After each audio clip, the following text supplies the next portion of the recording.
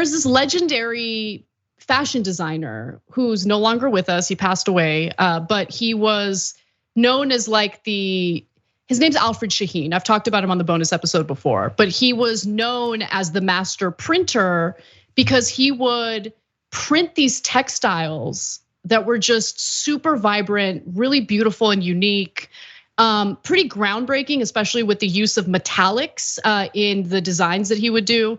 My favorite era of his designs go back to the 1950s, although he was designing clothes for decades after that. But the 1950s stuff is like what really stands out to me. So a lot of his stuff happens to be collector's items. He was originally from Lebanon, but he immigrated to Hawaii, and that's where he started his business and just really succeeded. But anyway, I want to show you examples of his work. Here's one 1950s Polynesian-inspired Alfred Shaheen dress. So vintage Birds of Paradise sarong dress. So I can't afford that dress. It's currently on sale right now for just a measly $1,200. I think that one actually is like $750 or something. But so would you be a bad person if you wore that dress and you weren't of Polynesian descent? And was he a bad guy for making these dresses? I want to give you another example. Here's another one from the 1950s, an Alfred Shaheen original. There is some, I don't know how to read it, but clearly there's some Asian text on it. Are you a bad person for wearing that dress? Are you a bad person for designing that dress? He even had some Indian-inspired dresses from the 1950s. Here's an example of that. Ashwarya, our producer, who's producing right now as we speak.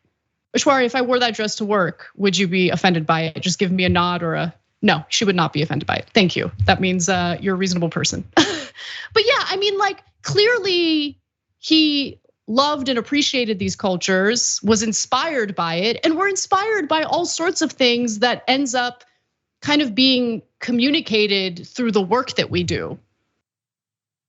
I don't know, man. Yeah. I just don't get. I'm just tired of like turning normal people who aren't really doing anything wrong into like vicious enemies that we need to fight. Can we fight the actual bad guys? Yeah. So look, I'm gonna give you my opinion, and then I'm gonna give you the opinion of one of our viewers who disagrees with us, and then we'll talk it through, okay? So actually, let me go to their opinion first. Savage Lou writes in on Twitch, holy crap, I disagree so much on their take here. No, what she did was not cultural appropriation, but despite all her admiration and appreciation for Japanese culture, it does not let her make the claim, quote, I am Japanese. What if it was black culture? Would she be able to get away with claiming herself as black? Well, look, Savage Lou, probably in mainstream media, no, she would not be allowed to say that, and she would probably have a ton of criticism for it.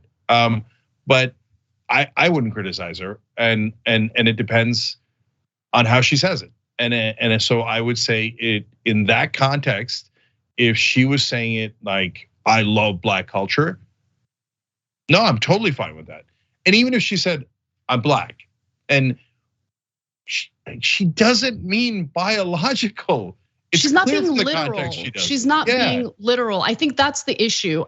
Look, I'm gonna be maybe unfair to the writer, but I don't think I'm being unfair. I think I'm actually reading what the writer is doing pretty clearly. The writer knows that Gwen Stefani is not being literal when she says, I'm Japanese. She's trying to say that I relate to Japanese culture, that I connect with it. She knows that, the writer knows that, but the writer chose to portray it as if Gwen Stefani is literally saying, no, I'm of Japanese descent. Yeah. And and that's the problem with the media right now, right? Not only do you have to be so precise and careful with your wording, you also have to make sure you include all sorts of caveats, like beating a dead horse with caveats, so people don't intentionally misrepresent what you're saying.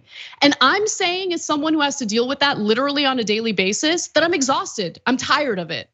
I'm tired of like the cottage industry, and I think Twitter's a good example of it, of people who go out of their way to make others look like bad people when they know they're not bad people, because that's how they build a name for themselves, either on social media or in the media, or in the media, like actual, journalist media. it's exhausting and it turns good people into bad people for no freaking reason at all. And I think we need to stop doing that. Yeah. So, and by the way, this also creates a culture where everybody's fake.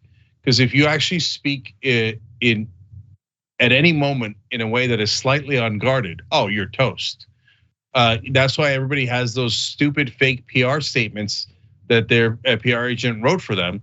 Because man, you step an inch out of line, everybody can't wait to jump on you. And so, meanwhile, then on the other hand, you have these right wingers who are like, "Oh man, I'm just doing freedom, man. I'm politically incorrect," and then they'll say actually terrible things. And by the way, when the media pretends that saying you like Japanese culture is the same thing as what the right wing is saying when they say awful things about Japanese culture, well, that muddies the water. Then you don't know who the good guys are and bad guys are. And that's also a crime against the truth. I'm gonna read one last comment here and then tie it into what I was gonna say. Blaza also wrote in on Twitch saying, I think some folks have a fundamental misunderstanding of what cultural appropriation is. You can wear and make clothing from other cultures, for example. The appropriation part comes when you take complete credit for and or monetize it without giving due credit to the original creators. So that's almost exactly what I said during the segment, during the main show, right? And so here, whether it's Alfred Shaheen or Gwen Stefani, I see no evidence of her not giving credit to the original culture at all. And so it's just not cultural appropriation. So in my case, for example, I remember when I was growing up, Hanna-Barbera, the cartoons, had like this race around the world. And when they got to Turkey, I was super excited that it was my country and that they were representing it. And then they would wear goofy fezzes and do weird stereotypes about Turkey. And then I'd be a little disappointed. I'm like, it's not really how Turkey is at all. Like the fez is literally banned. It's illegal, you can't wear it. And so, let alone the other things.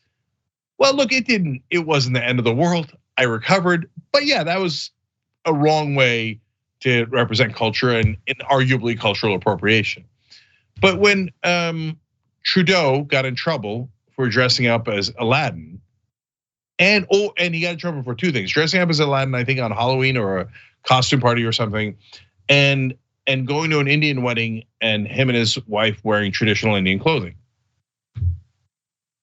But going to an Indian wedding and wearing Indian clothes is respectful. He's not going to the wedding like, oh, wait till they see this. I'm gonna just appropriate their culture right from underneath their nose. Come on, guys, we gotta be able to make distinctions. We gotta be able to do nuance. And Aladdin doesn't paint Middle Easterners in a negative light. It's a very rare Middle Eastern hero in one of our stories. That's a good thing, not a bad thing. We've gotta be able to make that distinction. And look, we do want to know what you think. So we have a poll on this at tyt.com/polls. Is it wrong for someone to make money off of products or services that were influenced by a culture or heritage different from their own? Yes or no? So answer how you'd like.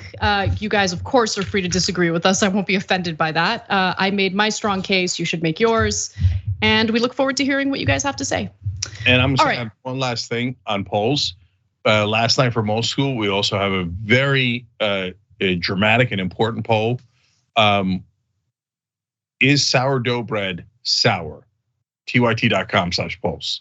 The American people need to know. Thanks for watching The Young Turks. We really appreciate it. Another way to show support is through YouTube memberships. You'll get to interact with us more. There's live chat emojis, badges. You've got emojis of me, Anna, John, JR. So those are super fun. But you also get playback of our exclusive member-only shows and specials right after they air.